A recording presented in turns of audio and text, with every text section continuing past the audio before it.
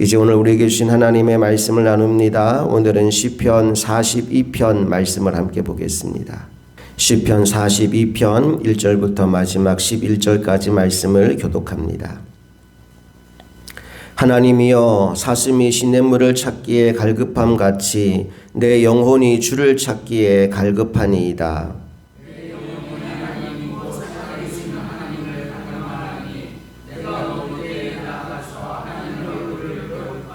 사람들이 종일 내게 하는 말이 내 하나님이 어디 있느뇨 하오니 내 눈물이 주야로 내 음식이 되었도다.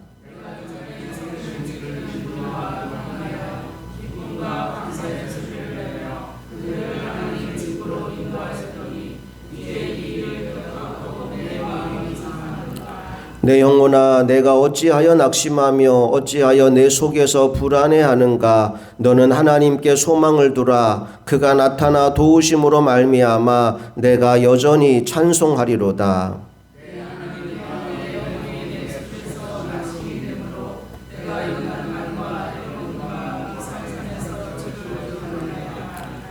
주의 폭포 소리에 깊은 바다가 서로 부르며 주의 모든 파도와 물결이 나를 휩쓸었나이다.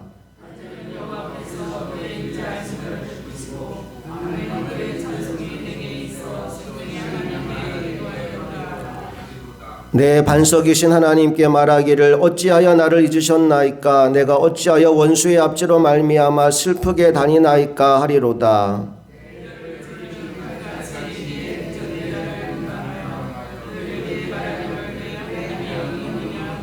함께 읽습니다. 내 영혼아, 내가 어찌하여 낙심하며 어찌하여 내 속에서 불안해하는가. 너는 하나님께 소망을 두라. 나는 그가 나타나 도우심으로 말미암아 내 하나님을 여전히 찬송하리로다. 아멘. 시편은 총 5권 150편으로 구성되어 있습니다. 시편 42편은 제2권의 첫 번째 시로 고라 자손이 지어서 부른 시입니다.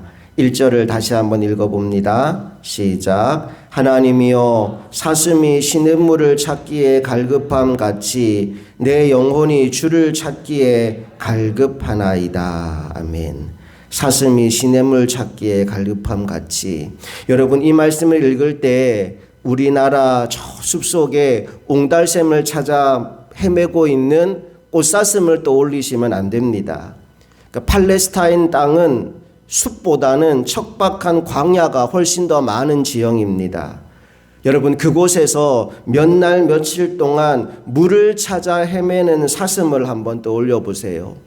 그 사슴이 물을 찾아서 목을 축이면 다행히 생명을 보존할 수 있겠지만 그렇지 못하면 쓰러져서 그 자리에서 죽어 뼈밖에 남지 않을 그 운명이 지금 이 사슴의 운명입니다.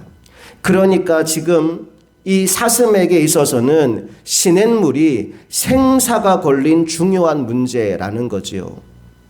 시편 기자가 왜 이러한 사슴의 이야기로 오늘의 시를 시작했을까요?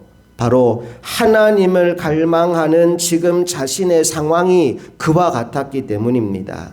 하나님을 만나지 않으면, 하나님의 은혜를 덧입지 않으면 죽을 것 같은 상황이기 때문에 그런 거죠. 2절을 봅니다. 시작. 내 영혼이 하나님 곧 살아계시는 하나님을 갈망하나니 내가 어느 때에 나아가서 하나님의 얼굴을 배울까. 오늘 우리에게 회복되어야 할 것이 저는 바로 이러한 갈망이라고 생각합니다. 여러분, 우리 신앙의 선배들 기도원에 올라가서 소나무 뿌리 붙잡고 기도했지 않습니까? 몇 날 며칠씩 금식하며 철야하지 않았습니까? 어느 교회에서 부흥회 한다 그러면 진보다리 싸들고 가서 아예 밥솥까지 떠매고 가서 밥 해 먹으면서 부흥 집회하지 않았습니까? 그런데 오늘 우리는 이 갈망이 사라진 거예요. 그들이 그렇게 열정적으로 기도원에 올라가고 철야하고 금식하고 솥단지 메고 집회에 참석했던 것은 하나님의 은혜에 대한 갈망이 있었기 때문입니다. 오늘 우리 안에도 이런 종류의 갈망이 회복될 수 있기를 간절히 소망합니다. 계속해서 5절 말씀 볼까요? 시작. 내 영혼아, 내가 어찌하여 낭망하며 어찌하여 내 속에서 불안해하는가? 너는 하나님께 소망을 두라. 그가 나타나 도우심으로 말미암아 내가 여전히 찬송하리로다. 지금 시편 기자가 하나님을 갈망하는 이유 가운데 하나는 영혼의 불안함, 영혼의 낙심 때문입니다. 얼마나 불안하고 얼마나 낙심했던지 11절 말씀에 한 번 더 이 구절이 반복되고 있어요. 우리 11절도 읽어봅니다. 시작. 내 영혼아, 내가 어찌하여 낭망하며 어찌하여 내 속에서 불안해하는가? 너는 하나님께 소망을 두라. 나는 그가 나타나 도우심으로 말미암아 내 하나님을 여전히 찬송하리로다. 여러분, 신기하게 오늘 이 시편 기자는 낙심과 불안을 경험하고 있긴 하지만 또 그 낙심과 불안을 해소하고 해결하는 방법까지도 알고 있어요. 그래서 자신의 상황을 이야기하고 그 상황을 해결할 수 있는 방법까지 말씀해 주고 있는 겁니다. 전에도 제가 여러 번 이야기했지만 믿음과 두려움은 마치 시소와 같습니다. 믿음이 커지면 두려움이 사라지지만 두려움이 커지면 믿음이 무너집니다. 그래서 우리 안에 믿음이 생겨나고 믿음이 회복되는 것이 중요합니다. 여러분, 믿음은 언제 생길까요? 먼저 주님을 바라볼 때 생깁니다. 그리고 주님의 말씀을 들을 때 믿음이 생깁니다. 오늘 시인은 자신의 영혼 속에 일어나고 있는 낙심과 불안을 감지합니다. 그리고 그 즉시로 시선을 돌려서 하나님을 바라봅니다. 그리고 이렇게 선포하지요. 너는 하나님께 소망을 두라. 자신의 영혼에게 스스로 선포하는 겁니다. 너 지금 세상의 문제 바라보고 낙심하고 있지, 절망하고 있지, 두려워하고 있지, 그러고 있으면 안 돼. 내 영혼아, 너는 하나님께 소망을 두라. 자신의 영혼에게 선포하고 있는 겁니다. 혹 오늘 여러분의 마음에 세상의 어떤 일로 인하여 두려움이나 염려나 낙심이 일어나고 있다면 이 새벽 여러분의 영혼을 향하여 선포하시기 바랍니다. 내 영혼아, 너는 하나님께 소망을 두라. 우리 한번 같이 해볼까요? 시작. 내 영혼아, 너는 하나님께 소망을 두라. 여러분, 날마다 이렇게 선포하십시오. 문제를 바라보고 낙심하는 것이 아니라 하나님께 소망을 두고 일어서는 주의 백성들 되시기를 간절히 바랍니다. 계속해서 6절 말씀을 보면요, 분명히 내 영혼을 향해 선포했어요. 내 영혼아, 너는 하나님께 소망을 두라 선포했음에도 불구하고 낙심이 멈추지 않아요. 자, 그래서 시인이 무엇을 하고 있는지 6절을 다 같이 읽어봅니다. 시작. 내 하나님이여, 내 영혼이 내 속에서 낙심이 되므로 내가 요단 땅과 헤르몬과 미살 산에서 주를 기억하나이다. 내가 하나님을 바라보며 또 내 영혼을 향하여 하나님께 소망을 두라고 선포했음에도 불구하고 내 안에 있는 낙심이 멈추지 않으니까 시인이 이렇게 이야기합니다. 내가 요단 땅과 헤르몬과 미살 산에서 주를 기억하나이다. 뭐 하고 있는 거냐 하면 주님이 이미 하신 일들, 과거에 이루어 놓으신 일들을 되새기는 거예요. 맞아, 하나님이 요단 땅에서 이런 일을 일으키셨지. 맞아, 하나님이 헤르몬에서 이런 역사를 일으키셨지. 맞아, 하나님이 미살산에서 이런 일을 하셨지. 그러니 오늘도 하나님이 반드시 일하실 거야. 과거에 하나님이 내 인생 가운데 우리 이스라엘의 역사 가운데 이루어 놓으신 일들을 기억하며 그 하나님이 오늘도 살아 역사하실 것을 마음속으로 다시 한번 되새기는 겁니다. 그래서 결론 8절 말씀 읽어봅니다. 시작. 낮에는 여호와께서 그의 인자하심을 베푸시고 밤에는 그의 찬송이 내게 있어 생명의 하나님께 기도하리로다. 아멘.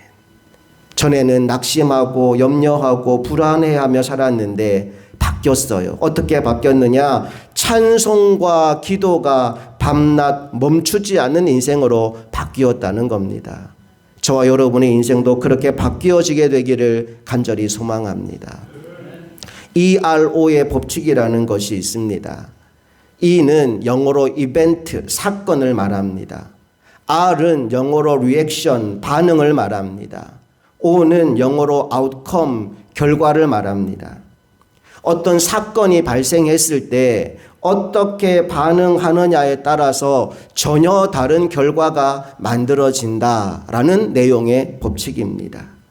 제가 인터넷을 뒤져보니까 기도 응답이라는 제목으로 이런 글이 올라와 있더라고요. 한번 들어보세요. 강한 마음을 달라고 기도했더니 시련을 주셔서 마음을 강하게 만들어 주셨고, 지혜를 구했더니 풀어야 할 문제를 주셨고, 용기를 달라고 기도했더니 극복해야 할 위험한 상황을 주셨고, 사랑을 원했더니 내가 도와주어야 할 힘든 사람을 보내주셨습니다. 하나님은 언제나 기도에 응답하셨습니다. 어떻게 생각해 보면 응답을 받은 거예요? 못 받은 거예요? 응답을 하나도 못 받은 것 같아요. 강한 마음을 달라고 했는데 왜 시련을 주셔요? 그런데 시련을 감사함으로 받았더니 내 마음이 강해지더라는 겁니다. 하나님, 나 지혜 주세요 그랬더니 어려운 문제를 내주시는 거예요. 아니, 하나님 지혜 달라고 했더니 왜 이렇게 어려운 문제를 주세요? 그런데 그 문제를 풀어나가고 나니까 엄청난 지혜가 내게 부어지게 되더라는 겁니다. 하나님, 나 사랑 주세요. 사랑하는 사람 되게 해주세요 그랬더니 너무너무 힘든 사람을 내게 붙여주신 거예요. 아니, 나 사랑 달라니까 왜 이렇게 힘든 사람 붙여주셨어요? 그런데 그 힘든 사람을 돌보다 보니까 하나님의 사랑이 내 안에 역사하더라는 겁니다. 어떤 사건이 발생했느냐가 중요한 게 아니고 그 사건에 어떻게 반응하느냐에 따라서 전혀 다른 결과들이 만들어지게 된다는 사실을 여러분 기억하십시오. 세상 사람들은 문제를 만나면 낙심하고 절망합니다. 믿음의 사람은 문제를 만나면 하나님을 바라보고 기도합니다. 그때 문제가 바뀝니다. 낙심하고 절망하는 사람에게는 그 문제가 더 커지게 되지만 하나님을 믿고 기도하고 맡기는 사람에게는 그 문제가 아무 것이 아닌 것이 되어버리고 오히려 그 문제가 변하여 복이 되는 것을 경험하게 될 것입니다. 저와 여러분은 믿음의 사람들이 되기를 소망합니다. 바울과 실라가 복음 전하다가 빌립보 감옥에 갇혔습니다. 빌립보로 가고 싶어서 간 게 아니었어요. 하나님이 아시아로 가겠다는 거 막아서 못 가게 하고는 유럽으로 가게 만들었고 그 첫 관문에서 복음 전하다가 감옥 간 거예요. 그 상황에서 바울과 실라가 하나님 불평했지요. 하나님 가기 싫다는 거 왜 보내셨어요? 하나님 왜 보내셔서 이렇게 얻어맞게 하고 깊은 감옥에 갇히게 만드셨어요? 하나님께 불평했나요? 아니요. 바울과 실라가 그 깊은 지하 감옥에서 하나님께 기도하고 찬송했어요. 그때 지진이 나고 옥문이 열리고 졸던 간수가 깜짝 놀라 깨어서 들어와 보니까 바울과 실라가 그대로 거기 있는 거예요. 그때 그 간수가 자신의 잘못을 뉘우칩니다. 어떻게 하면 내가 구원을 받겠습니까? 물었더니 아주 유명한 말을 해요. 주 예수를 믿으라. 그리하면 너와 내 집이 구원을 얻으리라. 그리고 그날 자신이 때려서 피투성이가 되게 만들었던 바울과 실라를 자신의 집에 모셔와서 말씀을 듣고 온 가족이 예수를 믿게 됩니다. 그들을 때리고 핍박했던 간수가 빌립보 첫 번째 성도가 되었다는 거예요. 여러분, 이게 하나님이 하시는 일입니다. 내 눈에 보기에 또 내 마음에 전혀 들지 않는 상황을 만났다 하더라도 그 상황 속에서 하나님을 신뢰함으로 찬송하고 기도하며 나아가는 그 백성에게 하나님은 놀라운 새 역사를 써내려가는 기회를 부여해 주시는 것입니다. 오늘 저와 여러분의 삶이 그러한 삶이 되기를 원합니다. 내게 주어진 어떤 것 때문에 낙심하고 절망하는 사람이 아니라 하나님을 바라봄으로 말미암아 그 모든 문제가 변하여 복이 되는 것을 경험하는 하나님의 종들이 되기를 간절히 바랍니다. 우리 그 마음으로 마지막 11절 말씀 한 번 더 읽고 기도하겠습니다. 시작. 내 영혼아, 내가 어찌하여 낙심하며 어찌하여 내 속에서 불안해하는가? 너는 하나님께 소망을 두라. 나는 그가 나타나 도우심으로 말미암아 내 하나님을 여전히 찬송하리로다. 아멘. 기도하겠습니다.